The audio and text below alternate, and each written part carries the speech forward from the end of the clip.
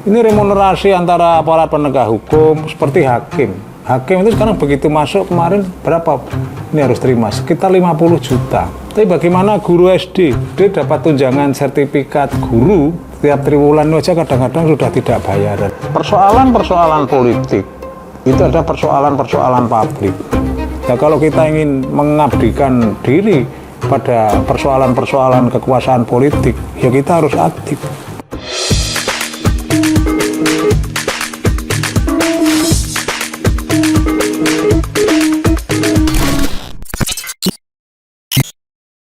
Selamat malam pemirsa Lingkar TV dimanapun Anda berada. Berjumpa kembali dengan saya Nalinera dalam Bedah Opini. Pada malam hari ini tema kita cukup menarik sekali, yakni bagaimana sih upaya dari pemerintah pusat ini untuk mencegah terjadinya korupsi di kepala daerah. Dan untuk membahasnya sudah hadir di studio Lingkar TV Bapak Ketua Gerakan Jalan Lurus Bapak Rianta. Apa kabar Pak Rianta? Baik. Nah, seperti biasa nih Pak, topik kita akan masih melanjutkan dari tema-tema yang sebelumnya, masih mengenai korupsi ini Pak. Jadi yang terbaru ini Kemendagri telah menyusun formulasi remunerasi bagi kepala daerah melalui opsi peningkatan pagu upah pungut, penambahan biaya operasional, hingga pengaturan insentif dari badan usaha milik daerah sebagai upaya untuk menekan praktik korupsi. Menurut Pak Rianta, bagaimana dengan konsep yang mau dicetuskan atau mau diluncurkan oleh Kemendagri ini Pak? Kalau konsepnya tentu bagus, tapi kalau dalam tatarannya nanti insentif atau upah pungut itu juga membebani masyarakat, saya yang tidak setuju. Karena kalau berbicara upah pungut itu kalau dulu kan mendasari Undang-Undang Nomor 28 tahun 2009 tentang pajak daerah dan restribusi daerah.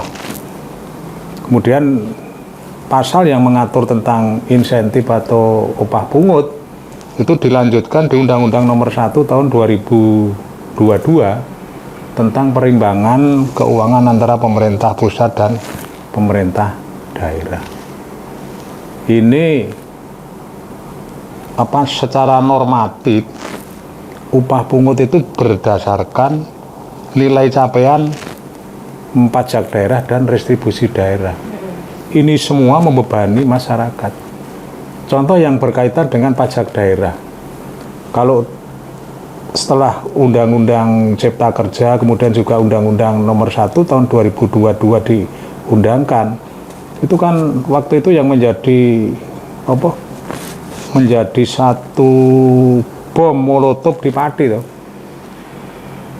Kata Pak Bupati waktu itu mau menaikkan pajak PBB 250%, padahal di ketentuan undang-undangnya itu kan maksimal hanya 100%. Tapi waktu itu Pak Bupati Sudewo menyampaikan beberapa kali kalau mau dinaikkan pajak P2, pajak bumi dan bangunan itu 250%. Itu sama.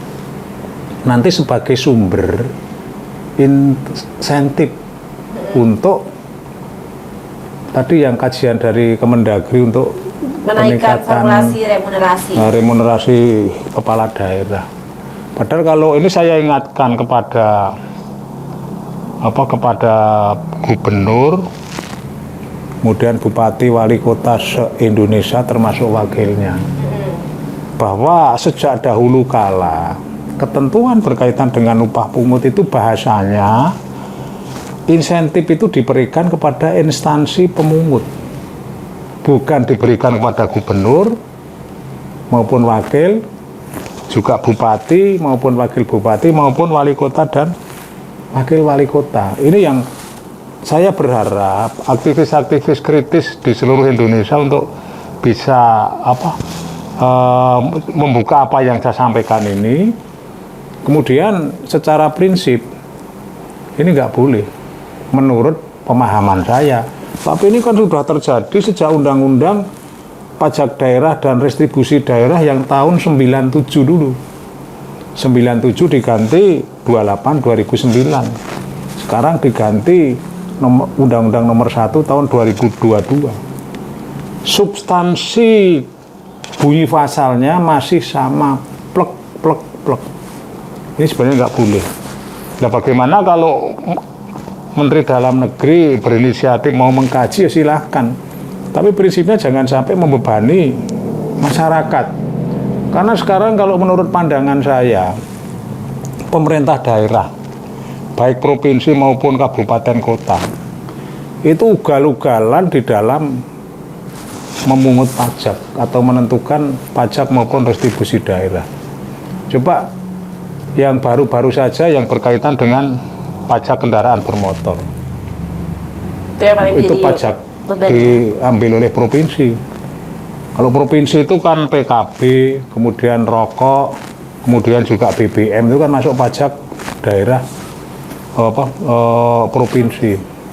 Kemudian yang masuk pajak daerah itu ada PBB, ada BPHTB, kemudian juga ada pajak restoran dan hotel, kemudian juga ada pajak yang berkaitan dengan galian C. Lah, yang jadi masalah tafsir mengenai restoran. Di undang-undangnya itu hotel dan restoran. Lah kalau rumah-rumah makan kecil dianggap restoran, ini mengambil tafsir bahasa dari mana? Satu misal saya pernah diminta advokasi bakul bakso Pak siapa Mukidi apa siapa lah itu, yang bakso rame ya itu. Waktu itu suruh bayar pajak berapa juta itu loh, keberatan. Nah ini yang jadi masalah. Kemudian juga BPHTB. BPHTB ini lebih ugal-ugalan lagi. Jadi BPHTB itu pajak biaya perolehan atas tanah dan bangunan. Ini normanya ugal-ugalan, tidak pakai norma-norma yang sesuai dengan ketentuan undang-undang perpajakan. Karena di dalam asas hukum sistem perpajakan kita, bahwa kewajiban pajak itu diserahkan kepada wajib pajak penghitungannya. Nah, BPHTB itu mestinya kalau di undang-undang sejak dulu sebenarnya undang-undang ketika tahun 97 pajak daerah dan retribusi daerah, kemudian 28 2009 sebagai pengganti kan diganti lagi dengan Undang-Undang Nomor 1 tahun 2022. Itu sama. Nilai transaksi. Tapi di beberapa daerah termasuk pengalaman yang saya alami itu pemerintah daerah baik kota maupun kabupaten yang saya pernah beli properti tanah di situ, itu penerapannya menurut saya ngawur. Contoh, saya beli di kota Semarang itu hanya 500 juta. Tapi ketentuan peraturan wali kota Semarang berkaitan dengan besaran yang harus saya bayar, itu dengan norma penghitungan 1,6 miliar. Padahal saya beli itu hanya 500 juta. Nah, ketentuan di Undang-Undang Pajak Daerah itu juga nilai transaksi. Karena ketika negara ini menyusun undang-undang apapun, satu misal pajak itu kan juga ada asas-asas yang ini mutlak. Karena roh daripada undang-undang itu kan asas sebenarnya, filosofisnya itu. Tapi ini dilanggar semua dengan harapan apa? Target pajaknya naik, kemudian insentifnya bupati naik, kemudian juga ini dijadikan norma bagaimana DPRD baik provinsi maupun kabupaten kota itu di dalam menentukan besarannya paukir atau dana aspirasi. Ini yang sistem kita itu amburadul, dan kita sebagai rakyat ini harusnya bagaimana ini diingatkan. Atau kalau perlu dengan upaya-upaya hukum melakukan uji materi terhadap, kalau mau uji materi terhadap undang-undang terhadap konstitusi di Mahkamah Konstitusi. Tapi kalau yang mau diuji itu peraturan di bawah undang-undang, satu misal perda provinsi atau perda kabupaten kota atau mungkin peraturan gubernur atau peraturan bupati wali kota diuji ke Mahkamah Agung. Ini yang kita harus sekarang itu sadar diri untuk bagaimana agar kita itu jangan bosan-bosan untuk melakukan kontrol terhadap pemerintahan, juga bagaimana kita menyampaikan saran, usulan, karena ini persoalan-persoalan politik. Ya, persoalan politik itu kan berkaitan dengan persoalan-persoalan publik. Jadi jangan seenaknya bikin aturan colong-colongan. Ya secara normatif satu misal pelibatan masyarakat atau apa itu dilibatkan, tapi hanya dalam bentuk-bentuk tanda tangan di aksen. Tapi substansinya nggak paham. Ini yang harus kita sekarang sadar diri. Jadi jangan sampai persoalan-persoalan yang berkaitan dengan masyarakat, khususnya pajak dan restribusi daerah itu, menurut saya pemerintah itu ugal-ugalan. Artinya tidak tepat ya ketika ada banyak kepala daerah kemudian tertangkap karena kasus korupsi, kemudian dari pemerintah pusat berencana untuk memberikan formulasi remunerasi ini dengan melakukan peningkatan pagu. Sebenarnya itu tepat. Ini saya sampaikan ya, kalau di ketentuan undang-undang, insentif untuk provinsi itu 3% dari 3% dikalikan nilai capaian PAD. Kalau di provinsi ya tadi pajak kendaraan bermotor, biaya balik nama kendaraan bermotor, maupun pajak berkaitan rokok, maupun pajak berkaitan dengan BBM. Kali 3%, sekarang tinggal dihitung aja. Kalau pencapaian 2025 kemarin, provinsi yang berkaitan dengan PKB itu kan 4,2 triliun. Kalau dikalikan 3% berapa itu? Coba dikalikan. Kan sekitar 120-an miliar mungkin lebih. 100? 3% kali 4,2 triliun.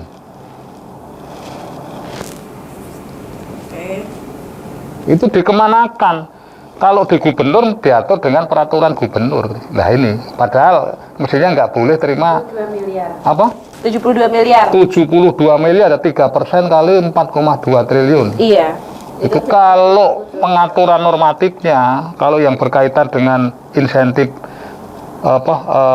PAD di kabupaten kota itu 5%, maksimal 5%. Bisa saja bupati menerapkan dengan peraturan bupati itu ditetapkan mungkin 0,5%, karena memang bupati ini kepengen benar-benar berjuang untuk masyarakat. Tapi di semua kabupaten kota di seluruh Indonesia yang namanya insentif itu penerapannya 5%. Itu nanti ke bawahnya diatur dengan peraturan gubernur, peraturan bupati maupun wali kota. Ini yang sebenarnya menjadi sumber masalah, bagaimana pajak daerah yang maupun retribusi daerah yang bersumber dari masyarakat itu bingkus karpe dewi.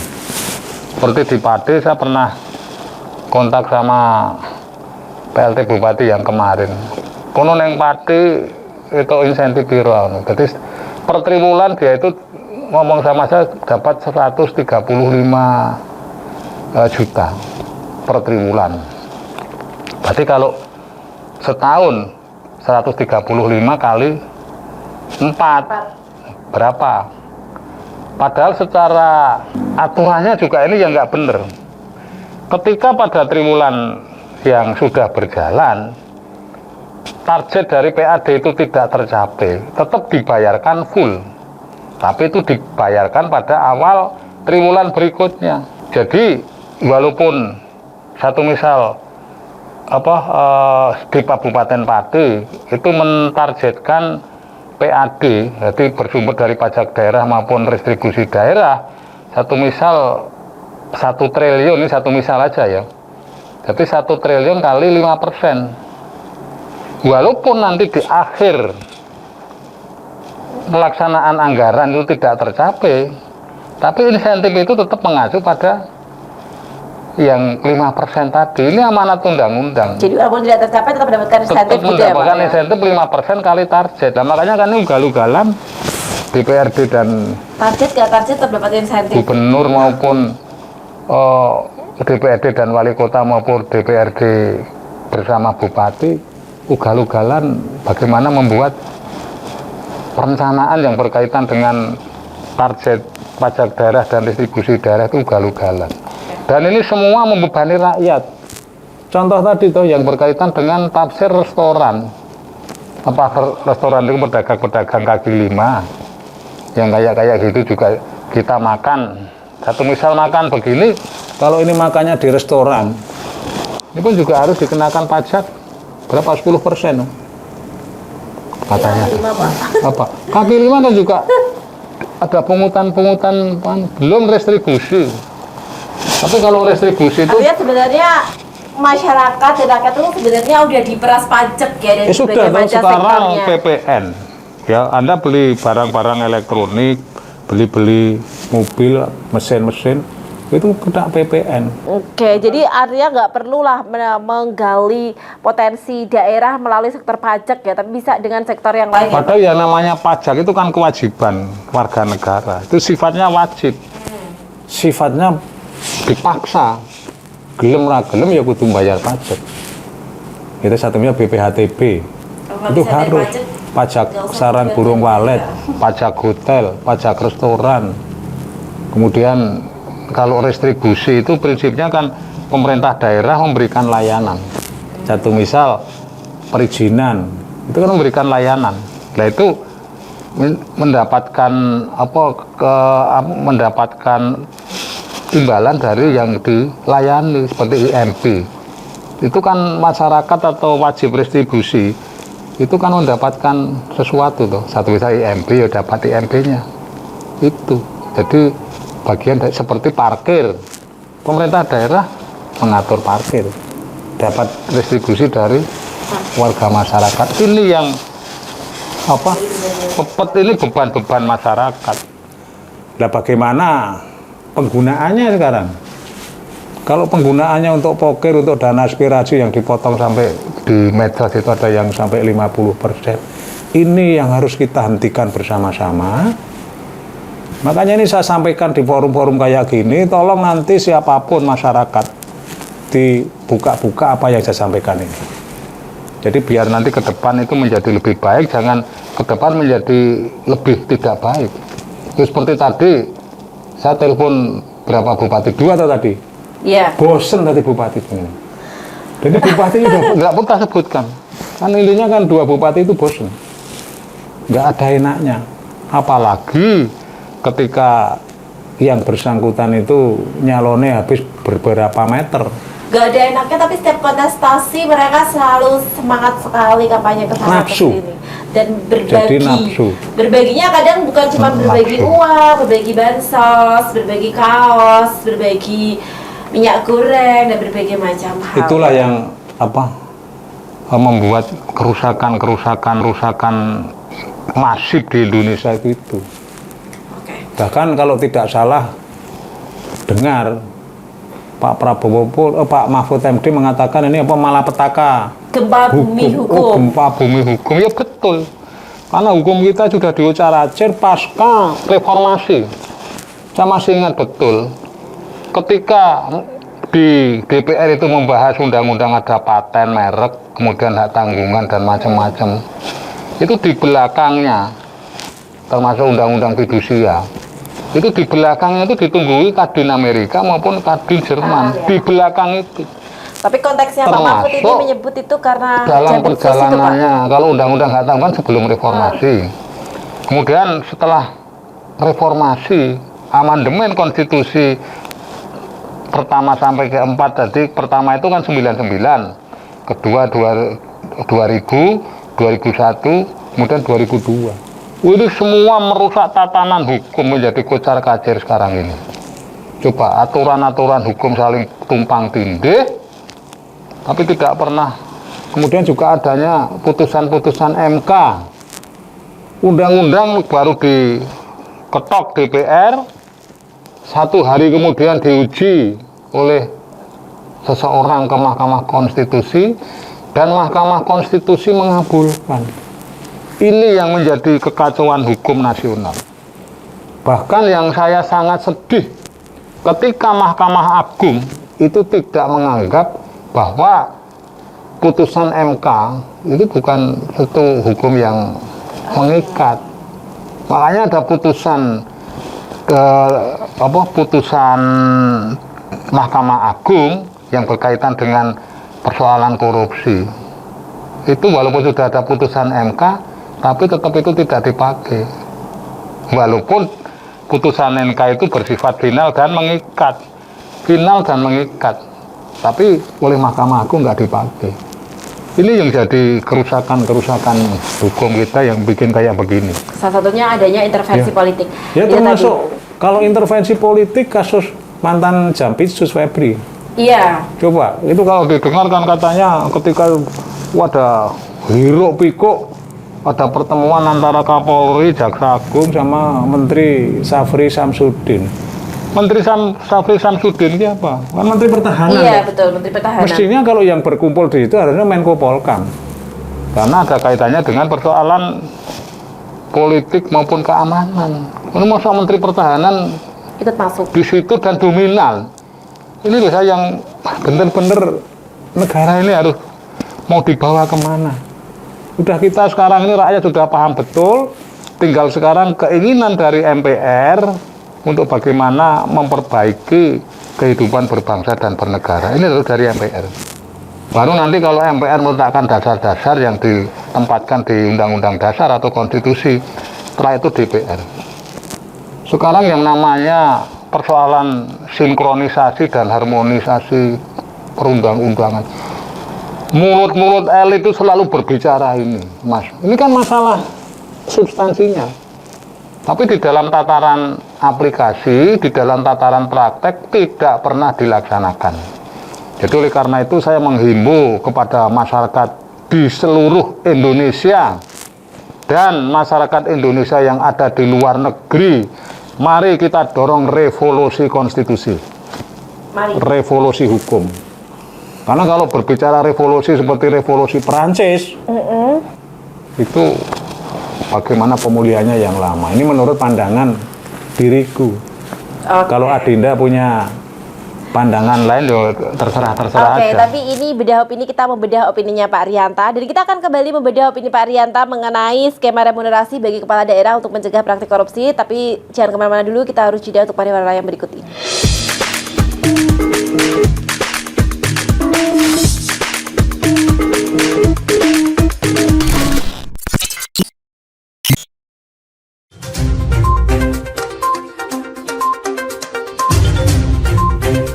Merangkum semua peristiwa sebagai berita yang penuh fakta.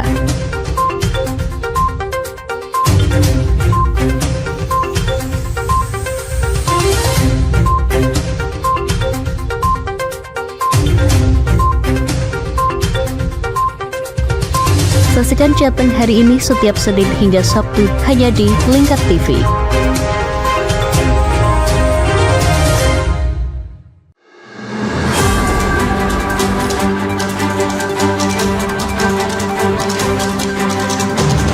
Menemani pagi Anda dengan menyajikan berita nasional dan regional yang dikupas secara akurat dan aktual untuk awali hari. Dalam Lingkar Pagi, setiap Senin hingga Sabtu jam 8 pagi hanya di Lingkar TV.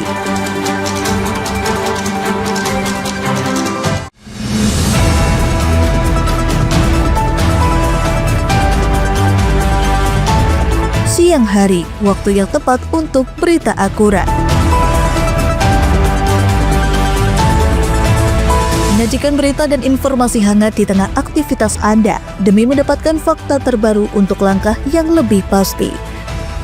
Dalam Lingkar Siang, setiap Senin hingga Sabtu jam 1 siang hanya di Lingkar TV.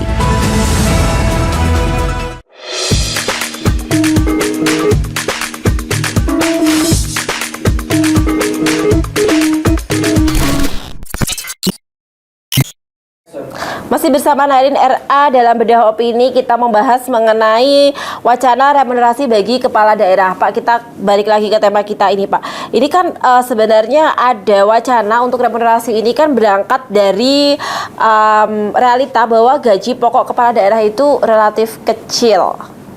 Nah, menurut Pak Rianta sendiri bagaimana? Apakah benar kepala daerah itu gajinya sangat kecil sehingga perlu diberi insentif berupa remunerasi melalui berbagai pokok tadi yang kita sebutkan, atau sebenarnya kepala daerah itu gajinya sebenarnya udah cukup kok gitu?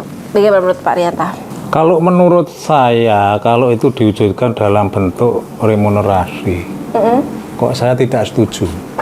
Ya, makanya saya juga berpikir bagaimana agar sistem penggajian terhadap aparat negara jadi termasuk ASN, TNI, Polri, ini harus disamakan. Jadi yang namanya gaji orang pajak, TNI, Polri, kemudian penjaga SD maupun guru, maupun karyawan kecamatan, karyawan kabupaten, dan lain-lain itu harusnya disamakan. Makanya dulu, kalau dulu kan ada PGPS. PS ya, Peraturan Gaji Pegawai Negeri Sipil. Oh. Sama PG, Peraturan Pegawai Negeri Sipil, sama Peraturan Gaji Pegawai Negeri, intinya itu. Tapi kadang-kadang Karena memang sangat kecil ya, tidak masuk akal ya Pak, sama diplesetkan PGPS itu. Nah, diplesetkan kan pendak gajian podo susah. Kalau PGPN pendak gajian podo nangis. Lah ini ya memang faktanya itu ya. Emang faktanya gajinya kecil. Pak Rianto dulu anggota Polri, jadi di tahun 90-an. Itu saya kalau tidak budek atau belubuh melu maratuaku walaupun hanya mangan sego lontong karo sego tahu. Itu yo entek-entekan. Jadi 2 minggu itu pasti habis untuk kebutuhan macam-macam. Waktu itu paling-paling kredit TV. Masih kredit sepeda motor itu 2 minggu ya wis itu tadi. Hukum PGPS pendak gajian podo susah. Kalau pendak gajian podo nangis itu benar. Nah makanya ini bagaimana konsepnya jangan model remunerasi. Ini remunerasi antara aparat penegak hukum seperti hakim. Hakim itu sekarang begitu masuk kemarin berapa ini harus terima? Sekitar 50 juta. Tapi bagaimana guru SD? Gitu. Guru SD dapat tunjangan sertifikat guru setiap triwulan aja kadang-kadang sudah tidak bayaran. Nah, ini bagaimana ada satu kebijakan ya intinya ya sistem penggajian itu satu. Mau pegawai pajak, mau TNI Polri, mau guru itu harusnya sama. Ini menurut pandangan saya. Jadi jangan sampai seenak budeli dhewe gitu, seperti pajak. Pajak itu kan seenak budeli dhewe. Walaupun sudah diberi remunerasi tinggi pun tidak menghentikan filosofisnya memberikan remunerasi agar tidak ada korupsi. Ini fakta. Makanya kalau bupati yaitu disamakan dengan pejabat eselon 2 ya, karena ada di kabupaten. Eselon 2 itu berapa? Ya sistem penggajiannya ya monggo di aturannya pakai satu aturan. Jangan nanti bupati wakil bupati penggajiannya tersendiri, itu jangan. Karena ini kita berbicara kemampuan fiskal kita. Jajan Indonesia ini wis bangkrut sing bener kok. Nah. Kenapa seperti itu, Pak? Bangkrut. Kenapa disebut bangkrut? Iya, karena kita salah adalah negara pengelolaan. yang kaya. Salah pengelolaan udah. Coba sekarang ini mohon maaf, Pak Rianto itu hampir tiap pagi sobo pasar. Ya, kadang saya beli kangkung, kadang saya juga beli godokan jagung, godokan telo, tapi pekerjaan saya. Termasuk beli berambang, itu pekerjaan saya kalau pagi, bener. Jadi saya tahu betul pedagang-pedagang ini udah susah. Pasar tuh kadang-kadang sepi, nggak ada pembeli. Ini kondisi realistis, kondisi yang faktual, dan ini bisa dicek. Bukan Rianto asal ngomong, bukan. Tapi ini kondisi real. Makanya marilah ini negara ini kita sama-sama perbaiki, kemudian masing-masing masyarakat itu melakukan apapun kegiatan atau aktivitas sesuai dengan kapasitasnya. Satu misal kita sebagai rakyat, sebagai aktivis, Pak Rianto juga sebagai pengacara, sama sebagai media, ayo kita ngomong apa. Kita punya gagasan-gagasan apa, kita sampaikan. Jadi bagaimana? Lah kalau nanti sistem penggajiannya itu sudah sama, artinya dengan undang-undang, jangan nanti pakai peraturan gubernur. Kita pakai undang-undang. Prinsipnya kan amanat undang-undang dasar di pasal 23A. Intinya bahwa pungutan yang membebani rakyat itu harus dengan undang-undang. Nah, pajak itu kan juga harus dengan undang-undang. Jangan nanti diatur di bawahnya, walaupun secara perundang-undangan itu sah. Kalau kita berbicara Undang-Undang Nomor 12 Tahun 2011 tentang pembentukan peraturan perundang-undangan.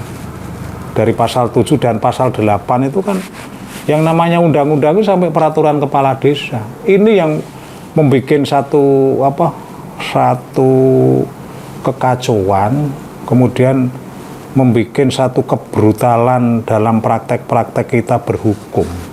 Ini jadi brutal, sakarepe dhewe. Ini menurut pandangan-pandangan saya. Makanya kalau kajian Kemendagri ya silakan aja. Tapi jangan dengan bentuk-bentuk remunerasi lah. Mungkin lebih tepat undang-undang. Tapi saya berharap agar sistem penggajian aparat negara, termasuk bupati, DPR, kemudian termasuk pegawai itu harusnya dengan sistem tunggal. Jadi sama, jangan ada perbedaan-perbedaan. Ini yang satu misal gini ya, kalau saya ngamati dinamika di DPR RI. Kalau yang minta tambahan anggaran itu aparat penegak hukum itu kan diberi los. Tapi bagaimana yang berkaitan dengan kepentingan-kepentingan yang lain? Satu misal Kementerian PU aja anggarannya sekarang rendah. Kemudian yang berkaitan dengan kesehatan, yang berkaitan dengan pendidikan juga sebagian diambil untuk makan malam bergizi. Kalau ini murah, iya, itu loh yang mari kita perbaiki. Kemudian juga realistis. Seperti ini bagaimana agar program calon presiden atau calon gubernur atau calon bupati maupun wali kota ini tidak merusak anggaran. Yo, pertama harus diawali dengan amandemen Undang-Undang Dasar. Intinya sebutkan bahwa calon presiden tidak perlu membuat visi misi. Ini yang kembali lagi bahwa kerusakan Republik ini diawali dari operasi-operasi intelijen yang dilakukan oleh kelompok kepentingan global. Seperti tadi yang saya sebutkan tadi, ada kepentingan Israel, Yahudi, ada kepentingan Amerika, ada kepentingan Cina. Makanya beberapa opini yang seperti Pak Mahfud MD ngomong, pembuatan aturan itu siapa yang pesan? Kalau itu ada duitnya ya cepat. Kemudian kadang-kadang ada pasal-pasal sisipan, seperti Undang-Undang Kesehatan disisipkan pasal tembakau. Ini kerusakan-kerusakan kita, dan saya berharap rakyat harus melawan ini, jangan membiarkan kayak begini. Karena kalau kita biarkan ya sudah. Tapi kan tahun 2030 seperti yang disampaikan Pak Prabowo, Indonesia akan hilang dari daftar. Itu saya mengutip ucapannya Pak Prabowo loh ya. Kalau saya tidak yakin tahun 2030 itu Indonesia ya, tetap Indonesia itu ya. Ketika nanti kiamat ya baru bangkrut. Habis, bukan bangkrut. Kalau bangkrutnya sudah ini. Bangkrut. Buktinya apa? Ya buktinya beberapa kewajiban negara yang berkaitan dengan persoalan-persoalan keuangan seperti tunjangan sertifikat guru sampai tertunda kok. Bukannya itu karena dikumpulkan di rumahnya para kepala daerah ya Pak? Kalau kita melihat kemarin aja kasus Etik Suryani itu ketika digeledah ditemukan di berangkasnya ada emas seberat 2,5 kg dan uang senilai 7,3 miliar. Sebelumnya juga ada penggeledahan di rumah Jampitsus, itu juga 74 kg emas. Nah, dengan ratusan miliar. Artinya sebenarnya negara kita tuh belum bangkrut, masih kaya, tapi dilaci-laci pejabat saja. Ditambah lagi yang 920 miliar. Iya, itu zaraf di rumah plus emas 52 kilo. Nah ini tuh. Terus sama uang yang dipamerkan Pak Jaksa Agung itu berapa triliun itu. Lah kalau itu hanya dipamerkan, tidak diedarkan ke masyarakat, ya bagaimana tadi pedagang-pedagang pasar itu akan bisa ketawa? Ya ketawanya ini mergo lho kok negaraku iso ngene tok guyune. Gelo aku mbiyen milih. Mereka ketawa karena hisapnya nanti ringan, Pak. Begitu. Iya. Barangkali mereka itu bisa tersenyum dengan lega karena hisapnya nanti ringan lah ya, insya Allah ya. Pokoknya intinya kalau menurut saya sekarang rakyat ini wis pinter-pinter lah. Apalagi Pati itu wis gudangi wong pinter. Mulai dari ilmu perdukunan sampai ilmu politik masalah. Itu orang Pati memang benar-benar hebat.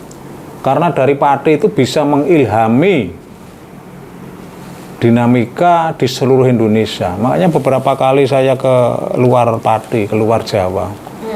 Mesti yang namanya botok itu terkenal. Botok yuyu, botok teri, botok daging atau botok yang apa ini Pak? Botok Itu juga terkenal itu kuliner. botok Supriyanto. Itu terkenal loh itu. Iya. Masa ya gampang. Kayak Anda harus berterima kasih dengan orang Pati. Oh iya Pak, memang pajaknya nggak naik. Khususnya di Bali. Karena di Bali itu kan pajaknya relatif tinggi. Nah, makanya botok itu ini bisa saja diusulkan mendapatkan apa itu yang dari negara itu. Mungkin koyo piala apa itulah. Kalau Pak Rianta sendiri melihat politik dinasti di Indonesia ini seperti apa Pak? Ya kalau menurut saya sama dengan pandangan Anda tuh. Burung ya Pak? Gitu. Mau sekarang kalau bapaknya atau ibunya jadi bupati, ya kepengen anaknya sing ganti bojone. Iya. Ya toh? Begitu juga. Artinya ini udah menjadi budaya yang sulit atau Iya. tidak mungkin untuk dihilangkan dari Indonesia. Anaknya apa bapaknya tadi DPR RI, anaknya ya kepengen ke DPR atau ke bupati. Ini.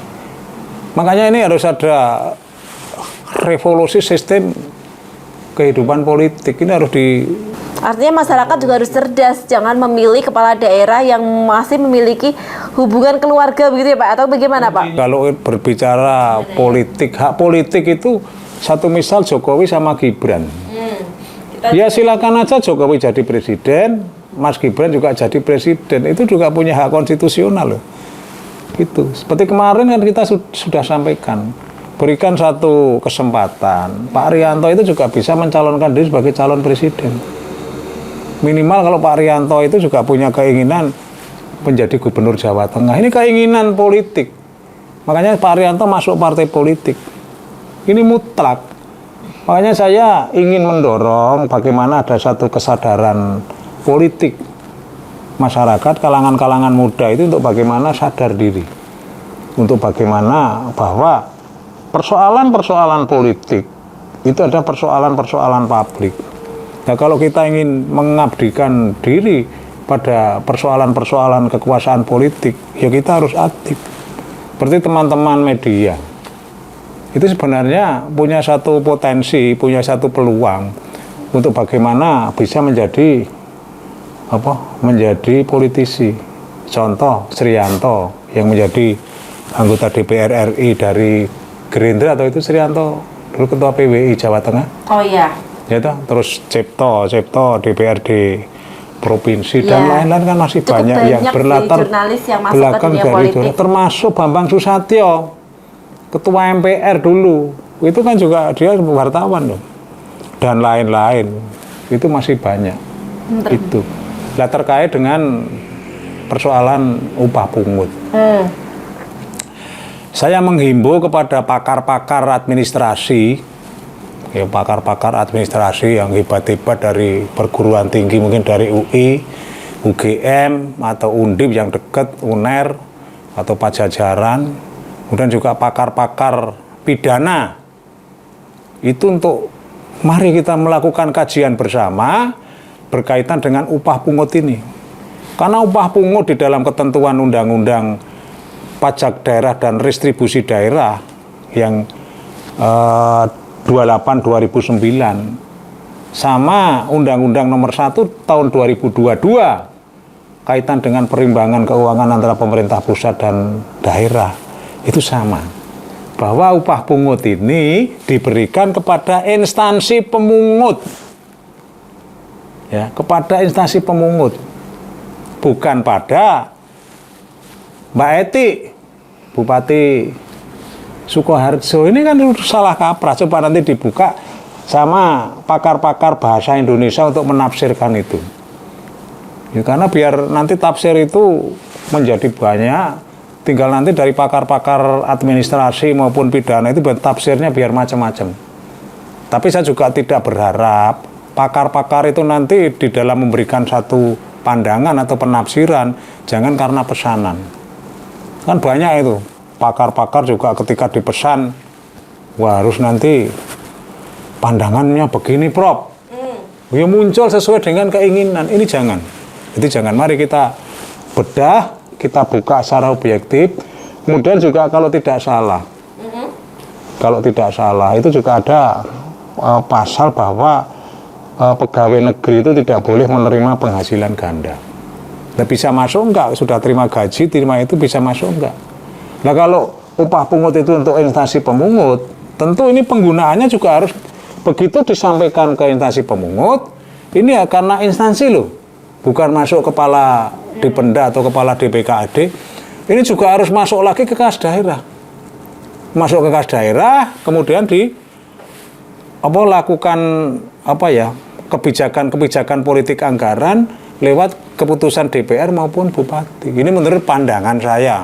Makanya saya ingin persoalan tafsir upah pungut di dalam Undang-Undang Nomor 1 Tahun 2022 ya dibedah.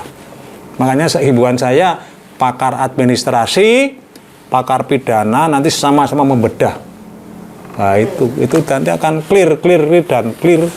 Baik pemirsa, sebelum kita akhiri nih Pak, mungkin ada closing statement dari Pak Rianto, apa sih yang harus kita lakukan sebagai bangsa Indonesia ini? Baik, saya menghimbau kepada warga masyarakat di seluruh Indonesia untuk bagaimana kita harus sadar diri bahwa Indonesia itu harus kita selamatkan. Dan bagaimana cara menyelamatkan, ya kita dorong kepada elit, khususnya elit partai, lembaga MPR, kemudian juga DPR dan DPD, karena ini kan lembaga itu kan sudah diserai oleh masyarakat untuk bagaimana membangun negara.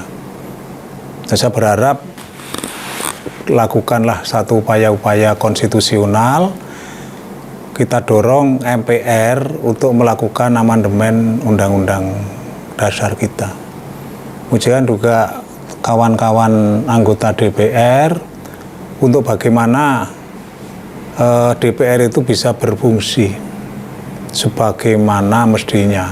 Ini kan lembaga-lembaga perwakilan ini tidak berfungsi. Jadi ini harus kita dorong dengan hati yang jernih, tapi juga kita harus paham, kita harus tahu apapun yang berkaitan dengan persoalan-persoalan yang berkaitan dengan negara, khususnya yang berkaitan dengan sistem maupun dalam tataran praktek. Satu misal tadi, secara sistem, secara undang-undang berkaitan dengan pajak daerah dan distribusi daerah yang ada insentifnya untuk digunakan kepala daerah. Ini menurut tafsir saya nggak benar. Mari ini kita konstruksikan kembali. Itu aja intinya. Jadi sekali lagi, kemudian juga saya menghimbau kepada pemerintah untuk bagaimana kehidupan media ini dipikirkan. Karena juga ini bagian dari mencerdaskan masyarakat. Saya tidak bisa membayangkan ketika tidak ada media, kemudian masyarakat menjadi bodoh. Ini. Makanya masyarakat yang cerdas itu pasti tidak diinginkan oleh kelompok-kelompok yang sekarang sudah mapan. Itu pasti. Makanya ada beberapa kalangan seperti dulu setelah Prabowo melakukan di Magelang itu, kadang Pak Prabowo juga wadah media-media yang itu bagian dari asing, ya nggak masalah, mau bagian asing maupun itu kan sekarang itu kan global, media asing yang di sini ya silahkan aja, kecuali kalau memang negara itu melarang, ya kan mau dilarang bikinkan regulasinya, tapi jangan sampai kehidupan demokrasi khususnya yang berkaitan dengan bagaimana peran media, peran kontrol masyarakat itu dihambat. Jadi tidak mungkin, kira-kira itu. Oke, dan saya sangat suka dengan quote-nya Pak Rianto mengenai menjadi anjing penjaga Nusantara. Mutlak. Iya, jadi artinya tugas bahwa kita itu yang menggonggong. Makanya menggogong tapi juga menggigit gitu Pak. Yo tentu. Jangan hanya bisa menggonggong doang, tapi diketok sedikit langsung terbirit-birit kan, tapi harus bisa menggigit juga. Hal-hal yang berkaitan dengan menggigit itu kan tidak perlu dipublikasikan. Saya sampaikan aja, GCL itu jaringannya sangat kuat, khususnya jaringan sosial sangat kuat, dan juga sebenarnya banyak mendorong hal-hal yang berkaitan dengan pemberantasan korupsi. Hanya itu memang saya sengaja tidak mempublikasikan. Termasuk dialog seperti ini ya, kita harapkan ini akan kayak gini. memberikan impact kepada masyarakat. Kayak gini. Baik pemirsa, itu tadi mengakhiri dialog bedah opini kita pada malam hari ini. Saksikan terus bedah opini hanya di Lingkar TV.